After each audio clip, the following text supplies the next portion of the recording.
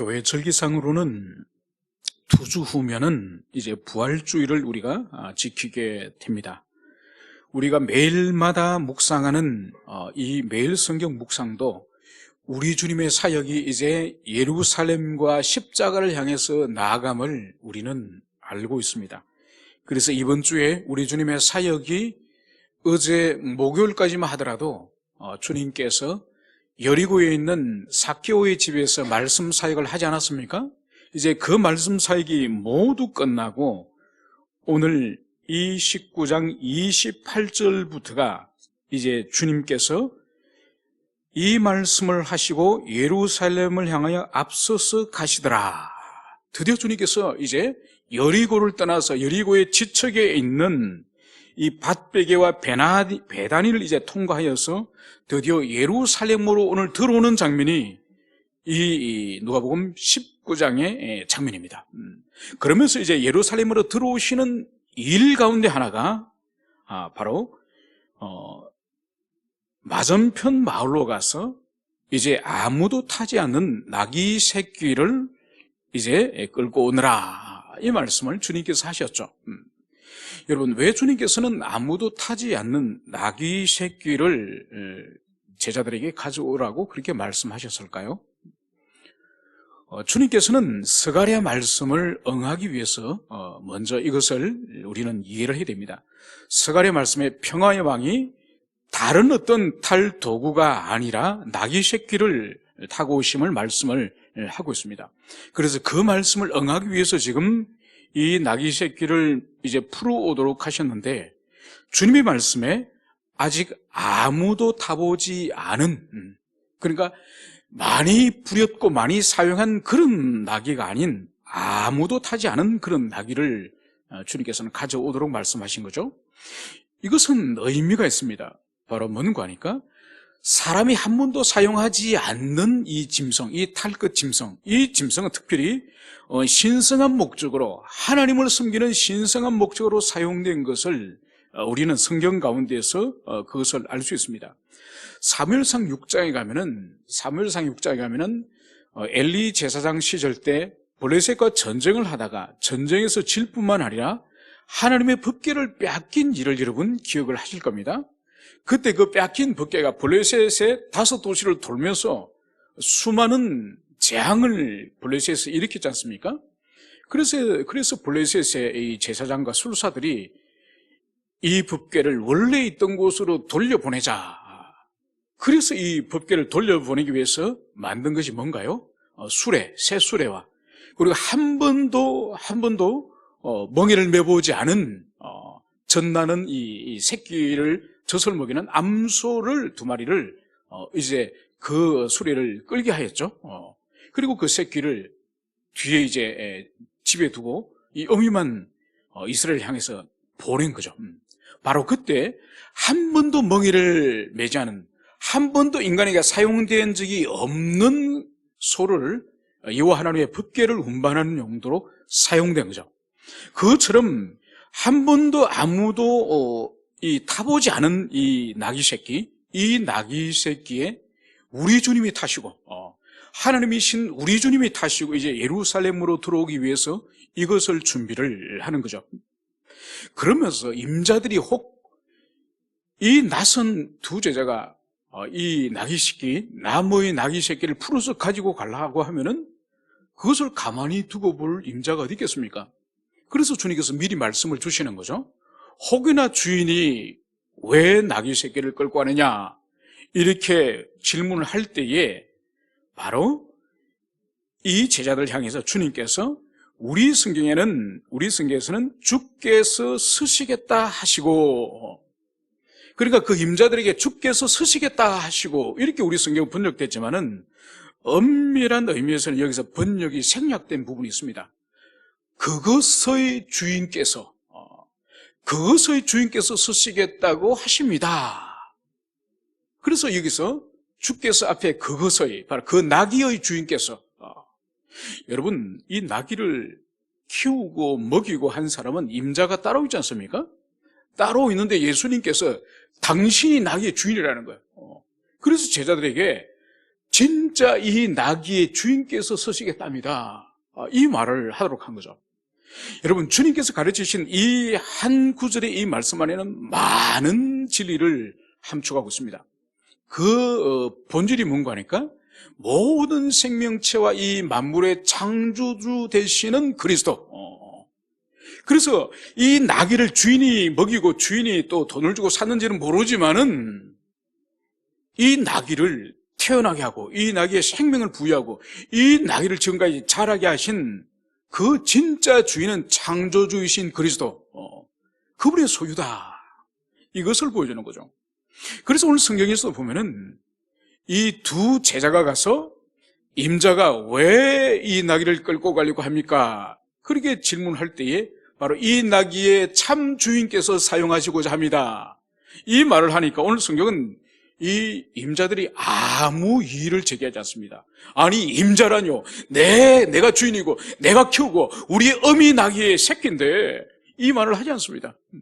여기서 볼 수 있는 것이 바로 뭔가니까 주님께서 이 임자들에게 그 말씀을 주실 뿐만 아니라 주님의 이 말씀에 그대로 승복하도록 주님의 심적인 능력으로 이 나귀의 임자들의 마음을 이미 움직여 놓은 것을 여기서 볼 수 있습니다. 그리고 주님께서 이제 이 나귀를 타시고 드디어 예루살렘으로 이제 들어오시게 됩니다. 그때 제자들이 자신의 옷을 이제 나귀 위에 깔고 또 길에 깔고 우리 주님을 맞이하면서 이제 찬양을 이제 하게 되는 것입니다. 그것이 바로 38절 찬송하리로다 주의 이름으로 오시는 왕이여 하늘에는 평화여 가장 높은 곳에는 영광이로다. 그러면서 이 온 예루살렘 이 도성이 떠들썩하도록 그렇게 찬송하지 않았습니까? 마태복음에서는 호산나 다윗의 자손이여, 여기서는 왕이여라고 표현되었지만 마태복음에서는 호산나 다윗의 자손이여. 그래서 여기서는 왕이여든지 호산나 다윗의 자손이 이것은 명백한 메시아에 관한 부름이고, 그리고 주님께서는 드디어 이스라엘의 왕으로 오시는 모습을 여기서 보여주고 있습니다.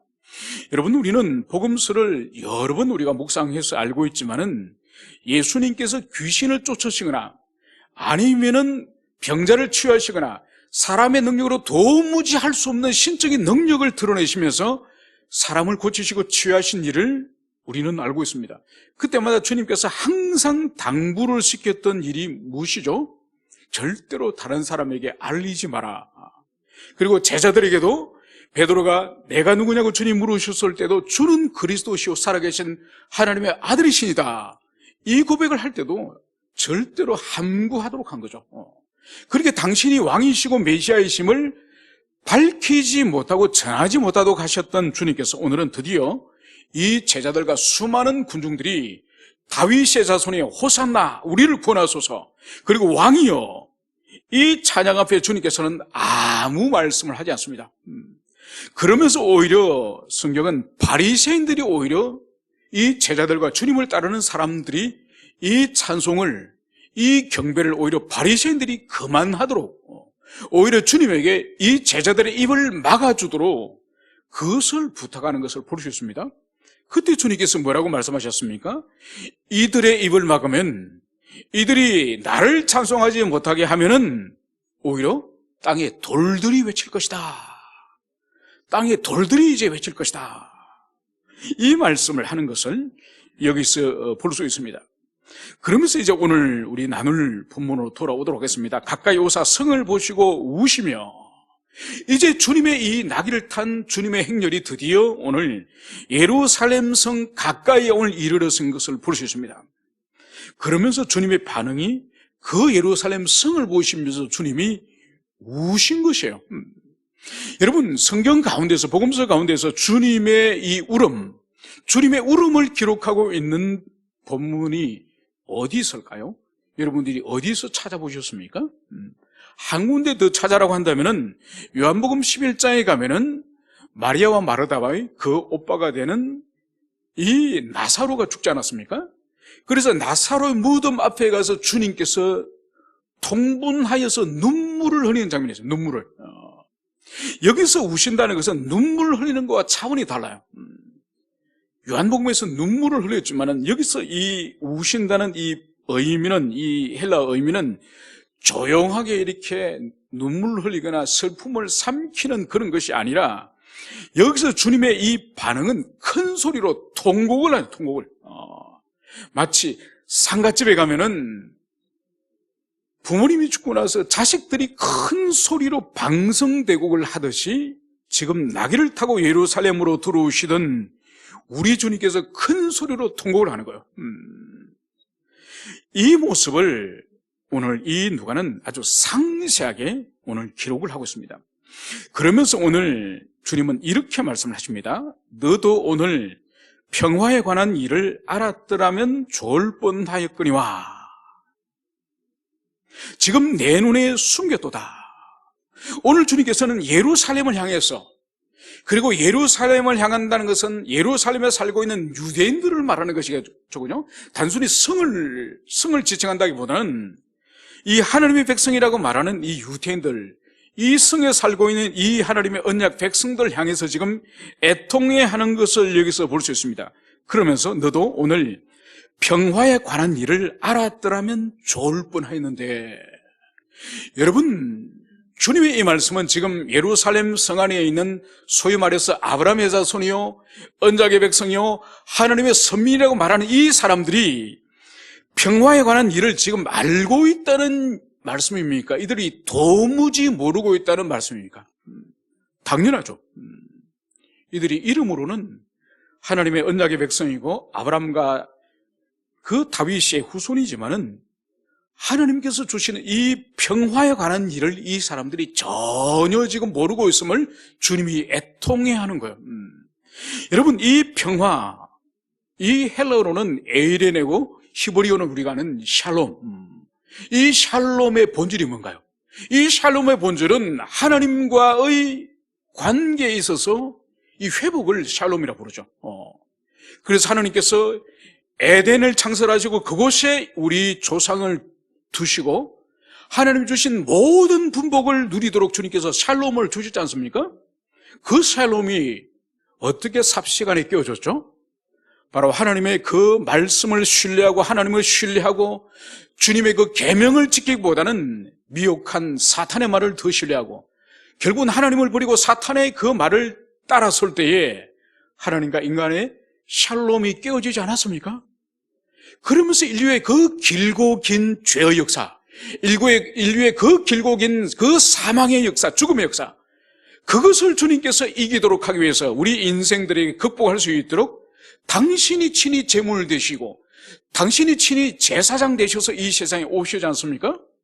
그래서 이제 그 마지막에 이제 자신을 봉헌하는, 자신을 하나님 아버지께 봉헌하는 이 십자가의 죽음 앞에서 이제 다다랐지만은 이 예루살렘에서 살고 있는 이 사람들은 아직도 주님의 이 땅에 오심, 주님의 성육신에 대해서는 도무지 알지 못하고 우리 주님이 메시아 되심을 이들이 거부하는 것을 볼 수 있습니다.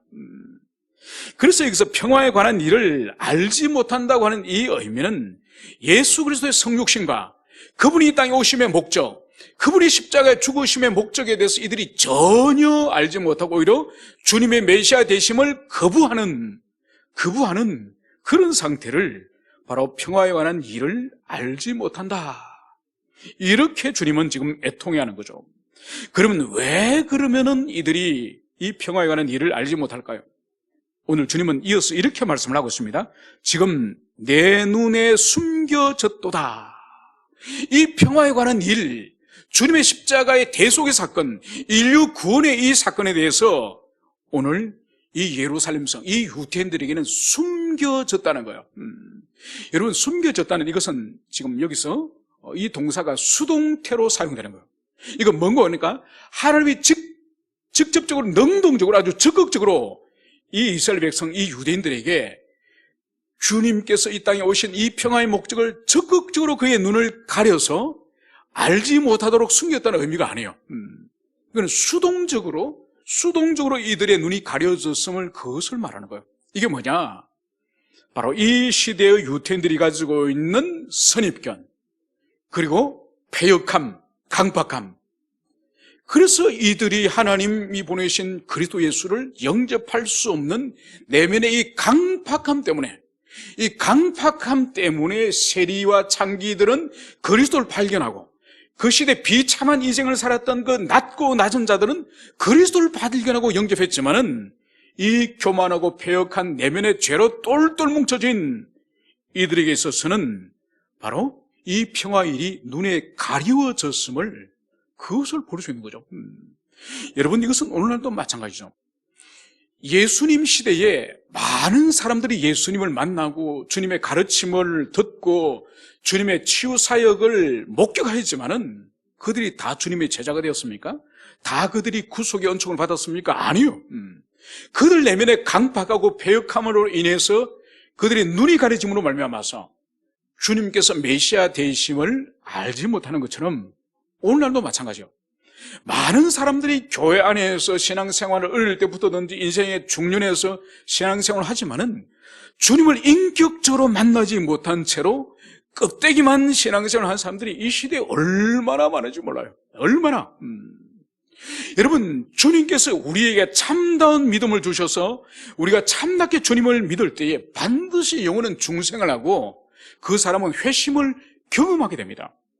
여러분, 회심을 경험하게 되면은 우리는 겉모습이나 이 모든 것들은 예전에 그대로지만은 영혼과 우리의 내면의 우리 자아는 더 이상 옛 사람이 아니에요. 그래서 성경은 보라 새 것이 되었도다. 우리를 새로운 피조물이라 말하는 거죠.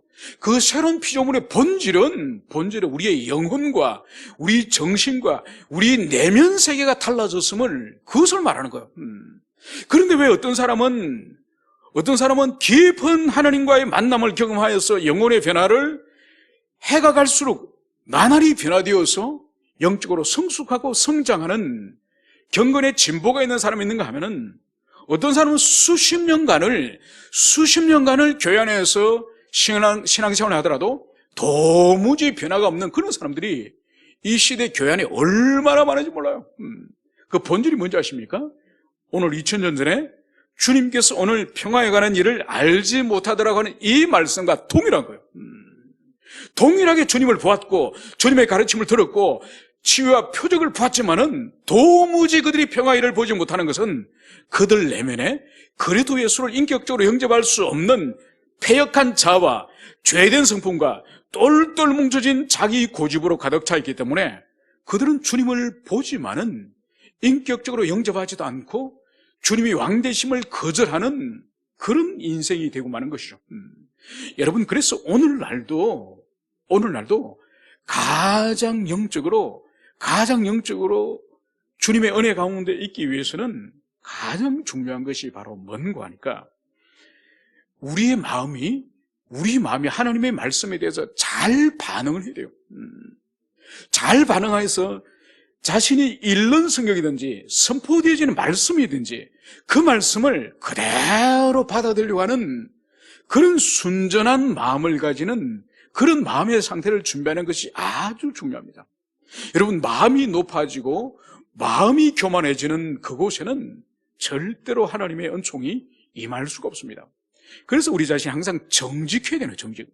자기 영혼의 상태에 대해서 정확히 알고, 그래서 자기가 지금 은혜에서 미끄러졌고 은혜가 없고 자신이 지금 가난하고 황폐한 심령이라는 것을 주님 앞에 솔직히 인정하는 그런 영혼에게 하나님의 은총이 부어지는 것이지, 아무렇지 않은 척하고 경건하게 잘 신앙생활 하는 척하고 자기의 그 인격과 그 영혼의 상태를 덧칠을 하기 시작하면은 하나님의 은혜는 임할 수 없는 것이죠. 그래서 우리는 항상 주님 앞에 진실하고 정직한 삶의 태도를 가지는 것이 너무나도 중요함을 가슴에 새기시기를 바랍니다. 이제 오늘 43절에서는 주님께서는 이렇게 말씀하십니다. 날이 이를지라. 드디어 이제 이 예루살렘 성을 이제 심판할 날이 이를 것임을, 그것을 주님께서는 예고하고 있습니다. 내 원수들이 토둔을 쌓고 너희를 둘러사면으로 가두고.